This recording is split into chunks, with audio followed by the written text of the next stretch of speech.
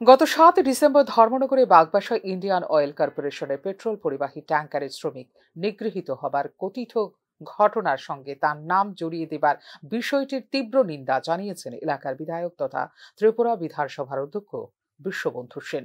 যে স্থানে এই কথিত ঘটনা তা আমার বিধানসভা এলাকার মধ্যেই পড়ে না। সদ্য সমাপ্ত নির্বাচনগুলিতেও যারা কংগ্রেস এবং সিপিআইএম এর জন্য কাজ করেছে তারাই আমার নাম কলঙ্কিত করার এই অপচেষ্টা করেছে বলে মঙ্গলবার নিউজ নাওকে দেওয়া এক্সক্লুসিভ প্রতিক্রিয়ায় জানিয়েছেন বিশ্ববন্ধু সেন। শুনে নেব এই বিষয়ে কি প্রতিক্রিয়া দিয়েছেন তিনি। প্রথমত আমি বলি আপনাকে যে তেলের ডিপোটা যেই জায়গায় সেটা হচ্ছে আমার বিধানসভার কেন্দ্রের বাইরে, পেট্রোপণ্য যেখান থেকে সাপ্লাই হয় এটা হচ্ছে 55 বাগবাসা কেন্দ্রের অধীনস্থ এলাকায়। অ্যাজ এ স্পিকার আমি নিজের কেন্দ্র ছাড়া অন্য কোথাও কোনোখানে গিয়ে আমি কিন্তু সাংগঠনিক কাজ ইন্টারফেয়ার করা আমি করতে পারি না এবং আমি করিও না, যেহেতু এটা অন্য শুধু নিজের বিধানসভা কেন্দ্রের নিজের যেখানে আমি সিট, আমার যেখানে আসন, সেই জায়গায় আমি সাংগঠনিক কিংবা অন্যান্য বিষয়াদি নিয়ে আমি ইন্টারফেয়ার করতে পারি।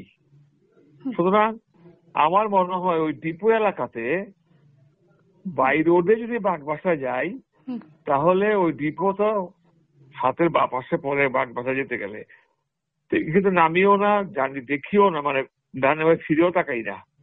তাও বাগবাসা বোধ এখন যাইনি বহুদিন ধরে, কিন্তু সুতরাং এখানে আমার নাম জড়ানোটা একেবারে অসমীচীন মনে করি এবং একটা সত্যের অপলাপ।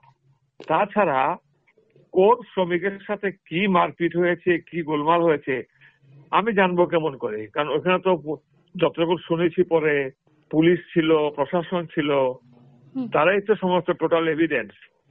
দুটো গোষ্ঠীর মধ্যে মনোমালিন্য হয়ে থাকলে, হাতাহাতি হয়ে থাকলে এটা পুলিশ দেখবে, প্রশাসন দেখবে, তার মাঝখানে আমাকে জড়ানোর প্রয়োজনীয়তা আমি বুঝলাম না। আমার মনে হয় কোন একটা ইচ্ছাকৃত ভাবে কোন একটা ভিআইপির নাম জড়িয়ে দিলে যিনি জড়াবেন উনি হয়তো ভাববেন যে উনি একটু আপলিফমেন্ট পেলেন আরেকজনের নাম জড়িয়ে, ঠিক আছে কিনা? সুতরাং আমি এখানে যাই না, যাওয়ারও প্রশ্নই নেই, কোনো সম্ভাবনাই নেই। আমি নিজের কেন্দ্র নিয়ে ব্যস্ত থাকি সাংগঠনিক ভাবে এবং এটা নৈতিক ভাবেও এবং এটা সাংবিধানিক ভাবেও আমি অন্য কেন্দ্রে যেতে পারি না। আর এছাড়া বলে দিল আমার নাকি মাফিয়া গ্রুপ, আমার নামে মাফিয়া গ্রুপ, আমাকে থানায় কোনো এরকম কেস আছে আজ পর্যন্ত যে আমি এজ এ মাফিয়া আমার হাতে তৈরি কোনো মস্তান এখানে মাস্তানি করেছে, গোলমাল পাকিয়েছে, ঝুট ঝামেলা পাকিয়েছে, আমি থানায় গেছি, আমার নামে কেস আছে, মামলা আছে, মকদ্দমা আছে, কিছু নেই। এখানে হচ্ছে মূল জিনিসটা পরে আমি শুনেছি যে এখানে অরিজিনাল যে বিএমএস এর গোষ্ঠীটা এটা তারা হচ্ছে কিন্তু 100% এন্টি সিপিএম।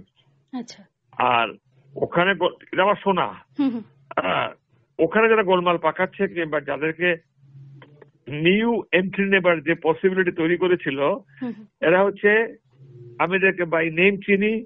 সেদিন আপনাদের নিউজ চ্যানেলে ওদের নামও বলে দেওয়া হয়েছে, আপনাদের নিউজ চ্যানেলের নামটা বলেছে, আমি বলি এক এক করে। একজন হচ্ছে মিস্টার বিদেশ, একজন হচ্ছেন মিস্টার অনুপ, আরেকজন হচ্ছেন মিস্টার মৃণাল। তো ওরা এবার বিধানসভা নির্বাচনে সিপিএম এর পক্ষে হয়ে, কংগ্রেসের পক্ষে হয়ে কাজ করেছে। তাই অরিজিনাল যারা এন্টি লেফট, বাম বিরোধী যারা, তারা মেনে নিতে পারে না, মেনে নিতে পারেনি। তাই বোধ সেখানে একটা উত্তপ্ত পরিস্থিতি তৈরি হয়েছিল। আর ফট করে বলে দিলেন যে একজনের নাম বলে যে বিশ্ববন্ধু বাবু মাফিয়াগিরি করছেন, টাকা পয়সা কামাচ্ছেন। Is there any proof? সেখানে কোনো প্রমাণ আছে কিছু বলতে পারবেন? সুতরাং ফালতু কথা বলে অন্যের মান সম্মানকে নষ্ট করার, আঘাত দেওয়ার কোন রকম এখতিয়ার তো কারো নেই, ঠিক আছে কিনা? এই গোটা ঘটনাটার কি প্রভাব পড়তে পারে উত্তর জেলার যে একেবারে হেড যেই জায়গাটা ধর্মনগর, এবং যেহেতু আপনার একটা নাম জড়িয়েছে নব্য বিজেপিতে আসা লোকেরা, যে আপনার কথাতে উঠে এসেছে বা আমাদের তদন্তাধীন যে ঘটনাটা গোটা ঘটনায় উঠে এসেছে, কি প্রভাব পড়তে পারে? দেখুন দিদিমণি, আপনার এই প্রশ্নটা খুব হাসি পাচ্ছে, কেন জানেন? এরা এই বিধানসভা নির্বাচনে সিপিএম প্রার্থীর পক্ষে, কংগ্রেস প্রার্থীর পক্ষে জোরদার কাজ চালিয়েছিল এবং প্রত্যেকবার ইলেকশন আসলেই এইরকম কতগুলো গোষ্ঠী, হ্যাঁ, যারা বলে এইবার বিশ্ববন্ধুরে ফালাই দিতেছে, এইবার আমরা সরকারে আইতাছি। সুতরাং মিথ্যা জিনিস নিয়ে কোন রকম কোন প্রভাব বিস্তৃত করা যায় না। এবং দেখুন আমাদের যে এখন চলছে সাংগঠনিক প্রক্রিয়া ভারতীয় জনতা পার্টি পুরো রাজ্যব্যাপী, তার অঙ্গ হিসেবে আমাদের ধর্মনগর সাংগঠনিক সমস্ত বিস্তার চলছে, কাজকর্ম চলছে। প্রথমে আমাদের বুথ কমিটি গঠিত হয়েছে, বুথ প্রেসিডেন্ট গঠিত হলো, তারপরে বুথ কমিটি হয়ে গেল, এখন হচ্ছে মন্ডল সভাপতি। আমাদের এখানে কোনো ক্রাইসিস কিচ্ছু নেই, পলিটিক্যালি নেই, কিংবা আপনার আউট অফ পলিটিক্স এডমিনিস্ট্রেশন ক্ষেত্রে নেই, কিছু নেই। ধর্মনগর শান্তিপূর্ণ শহর, শান্তির জায়গা। এখানে প্রতিদিন এখন খেলো ধর্মনগর চলছে, জম্পেস করে খেলো ধর্মনগর চলছে, যেটা গতবার থেকে আমরা চালু করেছিলাম। প্রায় 40টা ইভেন্ট নিয়ে খেলছে 8 থেকে 80 বছর বয়স্ক পুরুষ মহিলা মিলে, আনন্দের হুল্লোড় বইছে। এই তো আজকে হচ্ছে 10ই ডিসেম্বর, আমাদের বিশ্বকবি রবীন্দ্রনাথ ঠাকুর উনি নোবেল পুরস্কার স্বীকৃতি গ্রহণ করলেন আজকের দিনে। তাই আজকের দিনে ধর্মনগর একটা রবি ঠাকুরের আবক্ষ মূর্তি উন্মোচিত হবে সন্ধ্যে 5:30টায়। খেলো ধর্মনগর চলছে, ক্রিকেট মাঠে ক্রিকেট খেলা চলছে খেলো ধর্মনগরের পার্ট হিসেবেই। আমাদের দুটো আপনার হল আছে, টাউন হল, একটা বিবেকানন্দ সার্ধশতবার্ষিকী ভবন, একটা হচ্ছে অর্ধেন্দ্র স্মৃতি ভবন। দুটোতেই প্রতিদিন নাটক এবং সাংস্কৃতিক অনুষ্ঠান হচ্ছে। বিভিন্ন স্কুলগুলোর বার্ষিক পরীক্ষা শেষ হওয়ার পরে স্কুলের যে বার্ষিক পুরস্কার বিতরণী উৎসব কিংবা আনন্দ অনুষ্ঠান চলছে। প্রভাবটা পড়বে কেন? কারণ এখানে 100% ধর্মনগর শহর বিজেপির অনুকূলে। এই অনুকূলটাকে প্রতিকূল অবস্থায় নিয়ে যাওয়ার জন্যই এই 90 সিপিএম এর প্রচেষ্টা করে। এগুলো কিছু হয়নি, কিছু হবে না। নিশ্চিত বিশ্বাস এবং ভরসা রাখুন, এবং জনগণেরও নিশ্চিত বিশ্বাস ভরসা আমাদের উপর আছে। অসংখ্য ধন্যবাদ আপনাকে, আপনার মূল্যবান সময় থেকে আমাদের সময় দেওয়ার জন্য ধন্যবাদ। নমস্কার।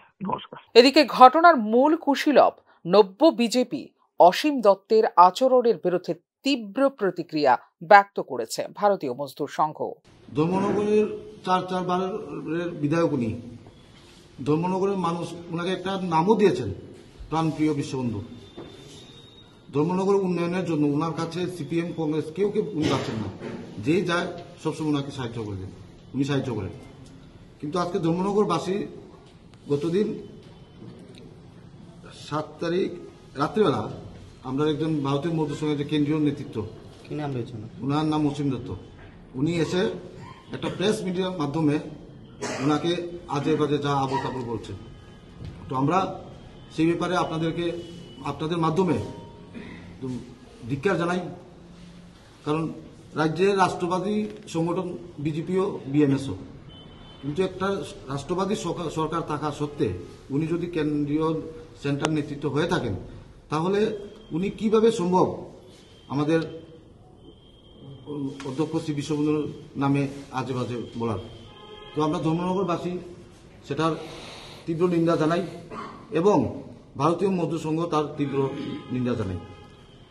ট্যাঙ্কার শ্রমিক নিগৃহের কথিত ঘটনাকে ব্যবহার করে স্বনামধন্য একজন জনপ্রতিনিধির নামকে কলুষিত করার সিপিআইএম এবং কংগ্রেসের এজেন্টদের এই অপচেষ্টার কারণে ক্ষোভে ফুঁসছেন ধর্মনগর এলাকার সাধারণ মানুষ, যেখানে পুলিশ এমনকি খাদ্য দপ্তর পর্যন্ত বিষয়টির সঙ্গে যুক্ত হয়েছে। সেখানে বেছে বেছে নির্বাচিত একজন জনপ্রতিনিধির নাম কলুষিত করে দলীয় নেতৃত্ব বা দলের নিষ্ঠাবান কর্মীদের মধ্যে কি বার্তা দিতে চাইছে নব্য বিজেপি তথা সিপিআইএম কংগ্রেসের পেটুয়া অসীম, বীরেশ, অনুপ, মৃণালরা তা বুঝে উঠতে পারছেন না ধর্মনগর এলাকার সাধারণ মানুষ। তবে ঘোলা জলে মাছ শিকারীদের বিরুদ্ধে অবিলম্বে পদক্ষেপ না নিলে আগামী দিনে এর মূল্য দিতে হতে পারে গোটা দলকেই বলে মনে করছেন সংশ্লিষ্ট তথ্যবিজ্ঞ মহল। ফিউরো রিপোর্ট, নিউজ নাও।